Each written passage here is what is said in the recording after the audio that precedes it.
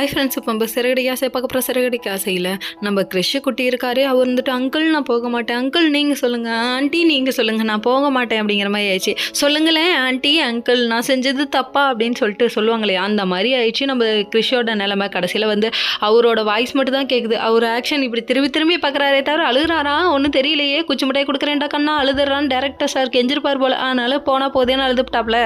அதுக்கப்புறம் பார்த்தா முடியவே முடியாதுன்னு சொல்ல, அதுக்கப்புறம் முத்து ஒரேடியாக சொல்லிட்டாரு. இப்போ ஓட்டு அதிகம் என்னன்னா, ரவியும் ஸ்ருதியும் ஒரே வார்த்தை சொல்லிட்டாங்க, இந்த வீட்லேயே இந்த பையன் இருக்கட்டும்னு சொன்னேன்னு ஓட்டு அதிகம் எனக்கு தான்ப்பா, நீ எதுவும் கண்டுக்காதப்பா அப்படின்னு சொல்லிட்டாங்க. அதுக்கப்புறம் இவங்களை சொல்லிட்டு கிளம்புனதுக்கப்புறமா ஸ்கூலுக்கு கொண்டு போய் அண்ணாமலை விட அங்கே போனால் வேற யாரோ ஒரு பாட்டியை பிடிச்சி எழுத்து எங்கள் பாட்டிங்கிறாரு. இதை பார்த்தோன்னே அண்ணாமலைக்கு சென்டிமெண்ட்டாக ஃபீல் ஆயிடுச்சு, பையன் இப்படியே பாட்டிக்காக எங்குறானேன்னு சொல்லிட்டு கடைசியில் ஸ்கூலை கொண்டு போய் ஸ்கூலில் விட்டுட்டு இருந்தாண்டு திரும்புறதுக்குள்ள நம்ம ரோஹிணி ஒரு வேலை பார்க்குறாங்க பாருங்க. குடுக்குடுன்னு ஓடி போய் சடுக்குடுன்னு ஓடி போய் நின்று டிசியை கேட்குறாங்க. எதுக்குமா கேட்குறேன்னு சொல்லி கேட்டால், நல்லா படிக்கிற பையனோட ஃபியூச்சரே நீ கெடுக்கிற, பெத்த பிள்ளையோட ஃபியூச்சர் போனாலும் பரவாயில்ல, நான் மாட்டக்கூடாதுன்னு நினைக்கிது, நீ நல்லா வருவோமா, நீ சிறந்த தாய்ங்கிற அவார்டு உனக்கு தாம்மா தரணும் அப்படிங்கிற மாதிரி. இதெல்லாம் ஒட்டு பார்த்துட்டு இருக்காமா யார், அவங்களோட சிறந்த தாய். ஏமா நல்லா வருவோமா, நீயாவது கொண்டு போய் உண்மையை சொல்லலாம்ல.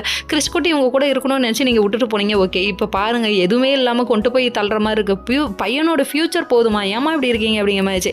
இந்த பொண்ணு விறுக்கு இழுத்துட்டு போய் வித்யா வீட்டில் விட்டுருச்சு. கடைசியில் வித்யா எனக்கு கல்யாணம் ஆக போகுதுப்பா, நீ வந்துட்டு உன் பிள்ளைய கொண்டு வந்து என் தலையில் கட்டாத பண்ணிட்டாங்க. உண்மைதாங்க, செல்ஃபிஷ் உலகமாடா அப்படிங்கிற மாதிரி. ஃப்ரெண்ட்ஷிப் தான் சொத்து நமக்குன்னு பாட்டு பண்ணியாடி இப்போ என்னடி ஆச்சு அப்படின்னு சொல்லி கேள்வி கேட்க, எனக்கு இந்த ஒரு ஹெல்ப் பண்ணுன்னு சொல்ல, இல்லை முருகன் வீட்டுக்கு வருவார், அவர் என்ன நினைப்பாரு, கிறிஷை பார்த்தாருனா கண்டிப்பாக வேணவே வேணாம், கிறிஷை கூட்டிகிட்டு போயிடுன்னு சொல்கிறாங்க. இப்போ எங்கே கூட்டு போய் விட போகிறாங்கன்னு தெரியல, வெயிட் பண்ணி